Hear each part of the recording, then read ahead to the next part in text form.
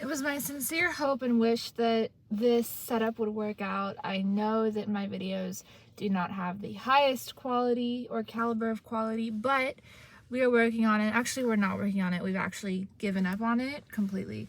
And instead we are gonna stick to low quality videos and the message will be high quality, and that's about it.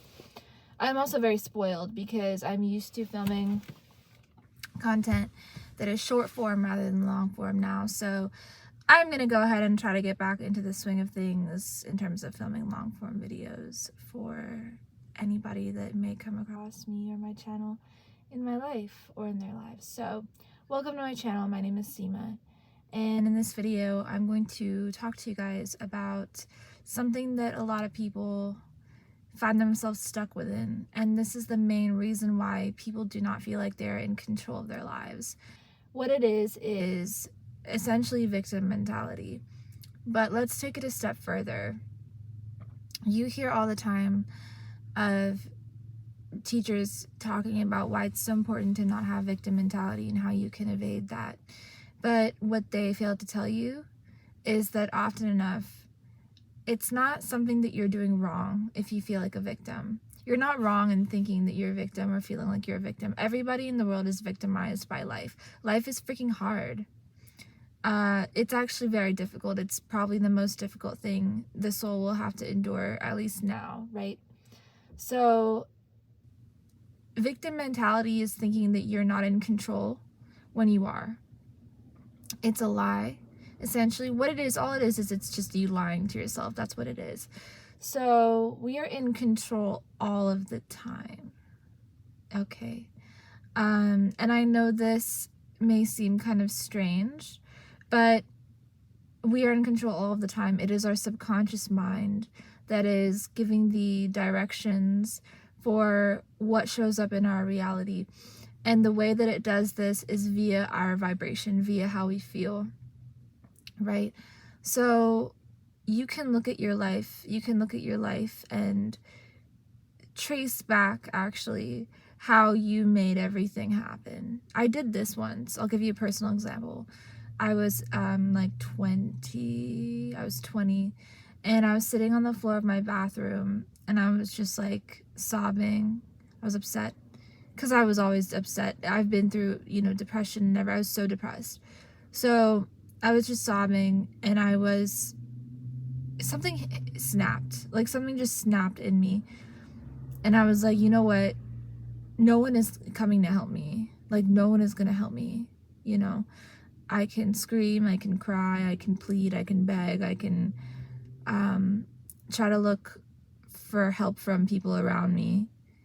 No one is going to help me. So I got up and I plugged in my headphones and I started listening to a meditation. It was a meditation. It was a chant. And I sat there and I slowly slipped into a meditation. And in this meditation, I was like taken back to every single, it's like my life was like replayed to me, chronologically. So I saw, that is so cool. I want to skateboard. Sorry. I'm going to learn how to skateboard this summer. I don't care. I'm gonna be like really weird and be wearing like arm pads and knee pads and like a helmet, like 2 helmets, and I'm like one for each Gemini head, and I'm gonna skateboard anyway. So chronologically my life was flashing literally before my eyes in this meditation, and I was shown that we actually as souls attract every single damn thing, every single thing we need, like to a T, like specifically for our soul's growth. There is nothing that is missing. Okay? That's why life is so hard, because we're here to learn. No one promised you an easy life. Where is that promise? Where is that promise? Is it through social media? Like you see people on social media like living happy lives, and you think that you deserve that too. They're not happy. Nobody is happy here. No one is happy. It says this in scripture. Actually, in the Gita too, it says that this life is meant for detachment. You must be detached. You must be detached from your conception of yourself first and foremost. So that means that you don't identify with the body. Because if you identify with the body, then you identify with the conditions of the body and you stay there. Like, let's say I identified with like my weight, I would consistently always feel like I'm super skinny and like not strong and like all these things. But I don't feel that way. I feel strong, I feel flexible, I feel actually pretty robust, because that's my energy, that's how I feel. And so it actually comes true. It actually manifests in my body. That's a very poor example. Let me give you a better example. Okay, let me give an example with money. Money comes when we do what we love. Why? Because everything is vibration, like, right? We know this. So when you are happy and when you are vibing to a frequency of happiness and love and joy and excitement and bliss and positivity, real positivity, many people don't know what that looks like, by the way, but it's just simply feeling like you did when you were a kid. Remember when you were a kid, you had moments of like innocence and playfulness and happiness? That's what I'm talking about. So when you live life that way, you become very abundant, and you see that money is not abundance at all, really. It's not, it's just another thing. It's just another thing. Like my jacket. Like, I could have 30,000 jackets, or I could have $30,000 bills. Obviously, in our economy, it's pretty different, but it's not so different to the mind of an entrepreneur. You can sell the jackets, make a profit on them, have even more than 30K or whatever the number it is that I said, right? So money is something that compounds. It's an energy that compounds, and it's like attracts like, right? This is the nature of the universe in general. So it's the same thing with money. If you feel poor and you focus on feeling poor and impoverished, you are going to get more of that, because you are going to get more of what you focus on, right? Let's say you want something, because people want things, right? Like, let's say you want really good health. Let's say you want really good health, okay? Because this is a tricky one. Well, people think health is tricky. Health is not tricky. It's the same. The law applies to everything the same way. The law applies to health the same way that it applies to money, the same way that it applies to relationships. The law applies the same way to every single category, right? So let's say you want really good health, okay? If you keep focusing on how unhealthy you are, what do you think you're going to get more of, right? How do you think you can conjure health from that figment, from that picture? It's just simply not going to happen. Because we can only attract from our point of attraction. But we can change our point of attraction. That's the thing, When we manipulate our own energy, when I say manipulate, I just mean scaling the frequency scale, right? Like, how are you feeling? That's it. So when we can manipulate our own energy in terms of our emotions within ourselves by, again, this is why meditation is so important, by focusing on thoughts that feel good instead of thoughts that don't feel good, right?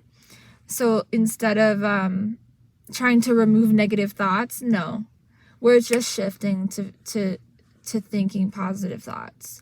It could start so small. Like, let's say, again, the health example, right?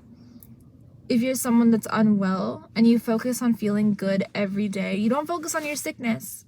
You don't focus on how you can find a cure to your sickness. No. You focus on watching the birds. You focus on being in nature, by feeling good, by allowing oxygen to fill your body, then the healing will come, right? The healing will come after that, because you are healing now. There's only now and now and now and now. There's only now. So there's no like concept of, oh, my healing is going to come. No, you create your healing now. You create your money now. It's not, oh, my money is going to come. No, you feel abundant now. You feel it now. You have to feel it. You get it? That's why I love music so much, because it's a fourth dimensional kind of concept. It's not rooted in this dimension, and it's a means of communication from honestly higher realms, right? It's healing, it's transformative, and it's a frequency at like its purest tonality usually, right? If you don't focus on like obscene rap lyrics like I like to sometimes, right? Like it's a frequency. All music is a frequency. So again, tune your frequency, right? Even rap has a certain frequency, right? Like I remember when I was a teenager and I used to get really sad. What do you think I would listen to? The most like unbelievable, like illegal, like inappropriate rap, because that brought me back here. It brought me back to I am in control. I am tough. You know, it's a feeling. It's a feeling. So if you want, let's say you want a relationship, because everybody and their grandmother wants relationships, and the grandmother's been married their whole life and she still wants a relationship, right? Everyone wants a relationship because, well, for obvious reasons, human connection, all these things. So let's say you want a relationship.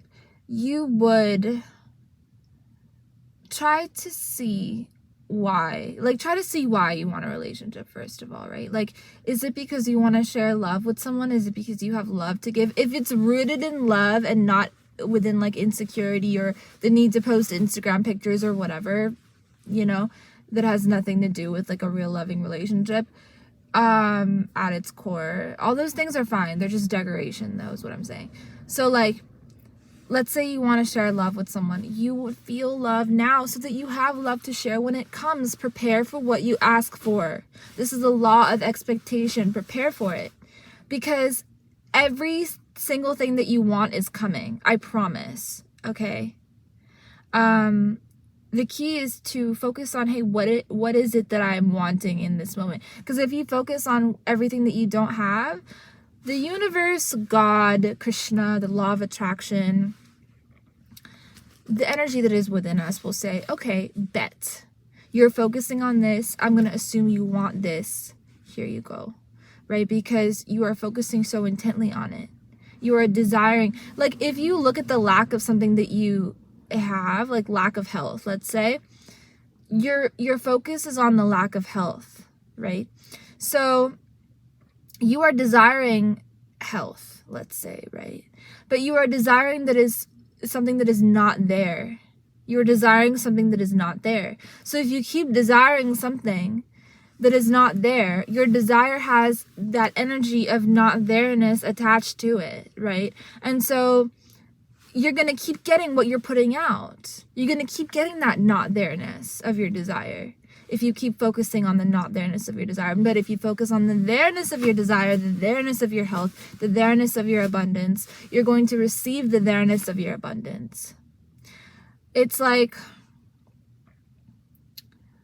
this is magic. This is the law. This is the law. This is just the law of everything in existence. Even if you look at like mitosis, like cell replication, right? You'll see that it, you know, there has to be a conception, like an original conception, right? And then from there it multiplies to like, I don't know what it is. It's like 2 and then 4 and then I think it actually might be the Fibonacci sequence. I'm not completely sure. But the cells do replicate in a certain particular sequence, right? And this is because there was conception. So there has to be that conception. And what is that conception? That conception is focusing on a particular thing. It's just focus. Focus is the conception. Okay, so if you're not happy with your life, that's a you problem. Life is just giving you what you're giving it. Right? Because you are injecting your focus into whatever it is that you're focusing on, and so you're replicating more of that thing. That's it. When a man and a woman try to conceive a child, there are 2 energies that meet, right? And so there has to be one energy going into the other. This is nature. So it's the same thing when you inject your focus. Even Krishna, I think, says, there's a verse in which Krishna says that he has injected himself as Paramatma into the living world, into our world. So, you know, when we inject our focus, because we're co-creators, okay, baby, you understand what that means, right? What that means is we are here to work with law. We're not here to work against law. When we try to work against law, we suffer, and we see that because we are meant to be abundant. We are actually meant to live, you know, I'm going to get to that in a second, how that correlates with what I said in the beginning about life is about suffering. I'm going to get to that. We are meant to live abundantly. Why? Because we are meant to go past our lessons. We are meant to learn our lessons. We are meant to move past our blockages. We are meant to burn karma. That's why we're here in this body, right? To burn karma. So once we do that, we can do that. For some people it takes their whole lives. Some people do it very young. So when we do that, right, and we know how to do that, we know how to burn our karma effectively. We know how to learn the lessons properly. We know how to evolve energetically, right? And we know how to utilize the laws of the universe, right? We are skilled. We are learned. So when we are on this path, I like to call it the path because it's the path. It's the hardest thing that you'll ever do. It's actually also the most important thing you'll do, and it leads to moksha or liberation. So when we are on the path, so to speak, and we cross all these thresholds of karma that we're here to burn, essentially, we will reach the pinnacle of spiritual success, of personal success, emotional, financial success, everything. They come together, usually. It takes some time because the 3D it has some lag, but it does come together. And then we do live abundantly, you know, and we see that abundance is love. We see that abundance is peace that is rooted in unconditional love or bhakti, and we live that way. And we live from this higher consciousness. I like to call it God's reality. So we live a very mystical, you know, life has always been mystical, but our eyes are open now to how mystical everything is, how the universe, God, is consistently communicating with us. And we are never asleep to our own good. We are always awake. We are always awake. We see signs. We are guided. We receive help like this. We, you know, it's just about being conscious. Like I said, being awake. And this begins to happen when you let go of victim mentality and when you let go of the fact that life is happening to you and realize that you are happening to life. You are happening to life. The future is created within this moment and within your recognition of what karma you have to burn, and then doing your best to work on that, okay, from an energetic standpoint first, and then from a physical standpoint afterwards, because life is life. We have to maintain these bodies. We have to, you know, upkeep our duties and dharma and everything. So I want to mention a point that I made in the beginning of this video, in which I said that we are here to essentially like not live an easy life, right? Like life is meant for us to learn and evolve. That's exactly what I'm saying. You know, learning your karma and absolving your karma, it's no easy feat. It's very difficult. The whole Gita summarizes Krishna talking to Arjuna about how he has to burn his karma and fulfill his duty. Okay, and if you haven't read the Gita, essentially, you know, I mean, what it is it's just, you know, Arjuna is a warrior, essentially, and prince warrior, and he has to kill his family members, okay, because they are on opposing ends of the battlefield, and God is on his side, okay. So there is this whole dialogue that happens throughout the Gita. You should read it if you haven't. You would love it if you are into self-development at all. But so sometimes we have to do things that are very painful in life.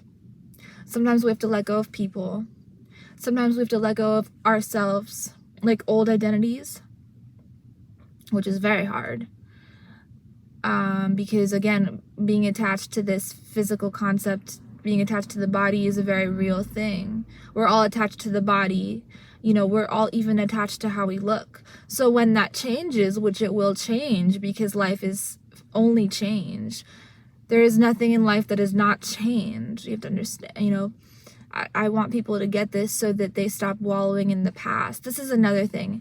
It can be so freaking easy to grow and accept your position as a conscious creator and a co-creator alongside God if you let go of the idea that the past is real. The past is not real. It's not real. And even for me personally, for a long time, I was like, oh, I am what happened to me, you know. I identify with what happened to me. It's such a shame that I went through XYZ, you know. And like, that is a lie. That is, you know, illusion. Because what has happened to you, so to speak, is meant. These things are meant for you to learn. You decided on these things subconsciously, maybe before taking a human form. Sometimes you have decided that, okay, I will go through these lessons for my soul to grow. And growth is the most excruciating, painful thing in the world. When a baby is in the mother's womb and the baby grows, the mother is in pain and the child is in pain. And when the child is being birthed, the mother is in pain and the child is in pain. That is growth from conception. It is the purpose of all life and existence. It is the essence of God, or Paramatma. And it is the reason why we are here. And it is the most difficult thing from a humanistic standpoint. Because again, we are attached. We are attached to everything that we have or don't have or want or need or whatever. Like, we are attached. And so that is the root of all of our problems. That is really the root of all of our problems. But detachment, seeing yourself as a character in the movie of this life, which, by the way, can always change, right? Because you are, you know, it's like one of those like choose your own adventure games. That's what life is. It's just a choose your own adventure game. So when you view it as being that way, that, oh, I'm a character, right? I'm not even going to be here for more than 100 years. You get what I'm saying? There are trees that have been alive, like everything in existence pretty much has been around longer than I have. I'm just visiting. Let me do the beautiful work, the transformative work I need to do to heal myself on a soul level, come back to the truth of myself, which will always be in direct union with God. Let me come back to that truth and then shine that brilliance onto the world by being myself as much as possible. People around the world suffer so much. And this suffering is very deep. It's very deep and it's very felt. It was felt by me. It's still felt by me. But I mean, even when I was a kid, like, I knew that, you know, like I felt it. I felt it from the age of like just as young as I could remember. I felt it. And I was just always observing, you know. And I realized that like this planet, it's not like how it is in other places. It needs help. It needs a lot of help because human beings are disconnected from the truth of who they are. They are disconnected from what is real. They don't understand cosmic law. They don't understand that things are supposed to happen instantaneously. And that their belief of time being a limitation is what makes time a limitation. Their belief of XYZ being a limitation is what makes XYZ be a limitation. Conditions are unreal when it comes to asking for what you want and then receiving it, because God is our parent. God is our immediate supply. And when you're tapped into the cosmos itself, you can see that. But people get confused because there's so much religious stuff that has nothing to do with the metaphysical. And it's irrational and illogical, and it's a waste of time. It's just a waste of time. It is really a waste of time. Like, all the stuff that is involved with, like, politics, on any level, unless it is dharmic, it's a waste of time.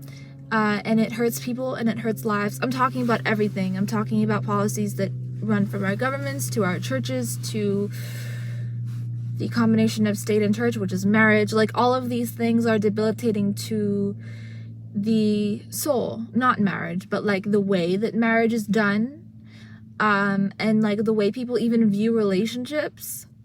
People view relationships from a very, like, how can you fill my cup kind of mentality, right?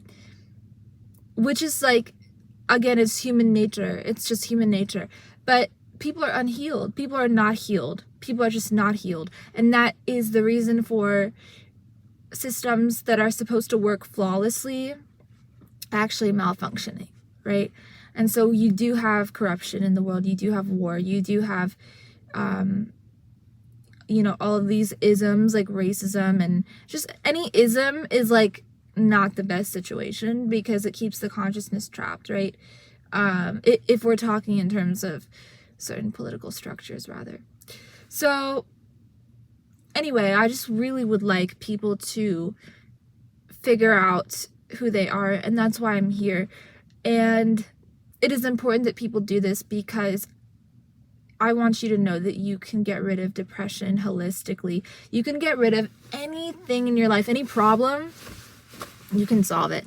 If you know that you are the Atman, you are the soul, and there is nothing else that matters other than that.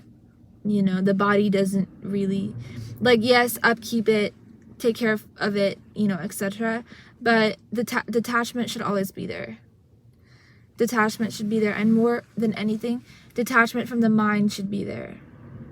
Because if it's not there, then you start to identify with your thoughts. You start to think that you are the things you are thinking, and they manifest in your body as illness, as poverty, in your surroundings as well as poverty, in your relationships as you not being good enough, etc. Right? So it's just really important that, you know, you realize that you are what you think you are. And that can change, right? Choose your own adventure.